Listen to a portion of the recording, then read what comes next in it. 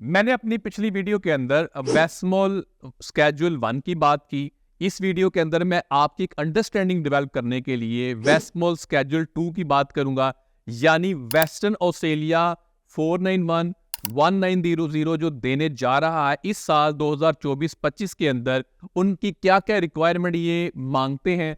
तो मैं जो वेस्मोल स्केड्यूल 2 है इसकी रिक्वायरमेंट्स को पढ़ दूंगा। ओवरव्यू में पहले दे चुका कि ओवरऑल ये क्या चाहते हैं, और इसकी 3 ही स्ट्रीम्स हैं, उसकी मैं ऑलरेडी बात कर चुका। ये दूसरी स्ट्रीम है।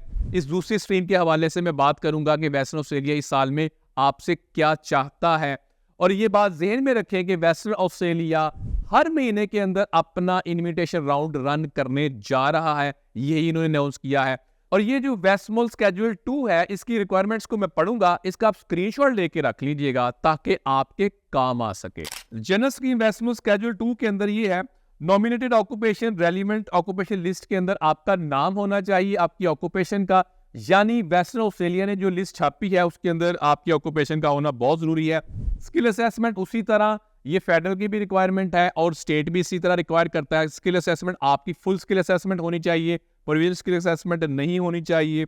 उसके अलावा डिपार्टमेंट ऑफ होम अफेयर जो अपनी चीज़ों को रिक्वायर करता है आमतौर पे उसको भी आपने मीट करना है। इंग्लिश लैंग्वेज की रिक्वायरमेंट है जो कि 6 इंच यानी कॉम्पिटेंट इंग्लिश है, या आपके पास कुछ 5 ममालिक है उनका पासपोर्ट है तो आपकी ये एग्जेप्ट हो जाएगी। उन 5 ममालिक में से आता है यूके है, कनाडा है, न्यूजीलैंड है, यूएसए है और आयरलैंड है।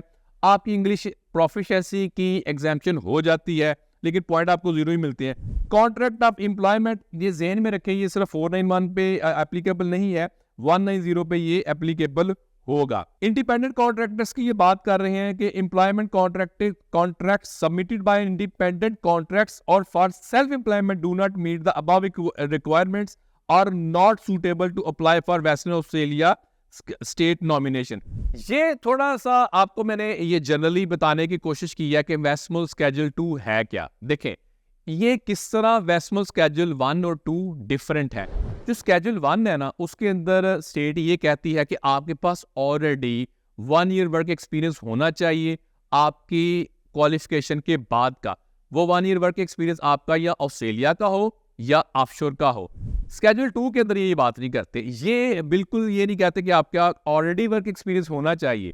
ये जो सब क्लास 190 और के लिए स्केड्यूल 1 और 2 के अंदर एम्प्लॉयमेंट कॉन्ट्रैक्ट की गुंजाइश इन्होंने रखी है। इस पे एग्जेम्पशन है, अगर आपकी ऑक्यूपेशन इंडस्ट्री सेक्टर रिलेटेड है तो आपको भाई कॉन्ट्रैक्ट देने की जरूरत नहीं। एक तो ये, दूसरा अगर आप स्केड्यूल 1 या स्केड्यूल 2 में सब क्लास 491 को अप्लाई करने जा रहे हैं तो कॉन्ट्रैक्ट की गुंजाइश मौजूद नहीं है, यानी आपको कॉन्ट्रैक्ट नहीं दिखाना होगा स्टेट को कि भाई मेरे पास ये कॉन्ट्रैक्ट है वेस्टर्न ऑस्ट्रेलिया से 6 महीने का। अगेन इसमें भी कॉन्ट्रैक्ट की वही कंडीशंस हैं, यानी कि क्या होंगी, आपकी जब एप्लीकेशन खुल गई, इनविटेशन प्री इनविटेशन आ गया तो आपसे स्टेट ये कहेगी आप हमें कॉन्ट्रैक्ट दिखाएं कि ऑस्ट्रेलिया के अंदर, वेस्टर्न ऑस्ट्रेलिया के अंदर आपके पास फुल टाइम जॉब एम्प्लॉयमेंट का कॉन्ट्रैक्ट है। वो ये कहते हैं कि ये अगर उस एप्लीकेशन डेट से अगले 3 महीने के अंदर अंदर उसकी स्टार्ट डेट होनी चाहिए, और अगर ये पूरे 6 महीने का कॉन्ट्रैक्ट है तो बड़ा क्लियरली कॉन्ट्रैक्ट पे स्टार्ट डेट और एंड डेट भी होनी चाहिए। लेकिन अगर 6 महीने से ज्यादा का है तो स्टार्ट डेट तो हो लेकिन एंड डेट बेशक ना हो, लेकिन कॉन्ट्रैक्ट के अंदर ये होना चाहिए कि कितनी देर का ये कॉन्ट्रैक्ट है अगर ये ओपन कॉन्ट्रैक्ट है।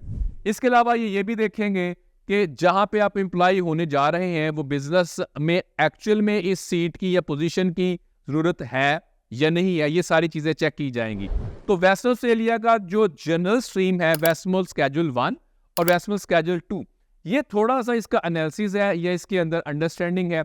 अगर आपका सवाल है तो इस हवाले से, और आपको इसमें से कोई चीज रह गई या आपका स्पेसिफिक सवाल है, आप कमेंट बॉक्स में कमेंट कर सकते हैं। मैं कोशिश करूंगा मैं उसका जवाब दे सकूं और उसको मैं कवर करने की कोशिश कर सकूं। असल मकसद है क्या भाई, ऑथेंटिक नॉलेज होना चाहिए, इसका ऑथेंटिक सोर्स होना चाहिए और पीछे जो डॉक्यूमेंट्री एविडेंसेस होने चाहिए और वाकई आपके लिए ये वर्कआउट करे।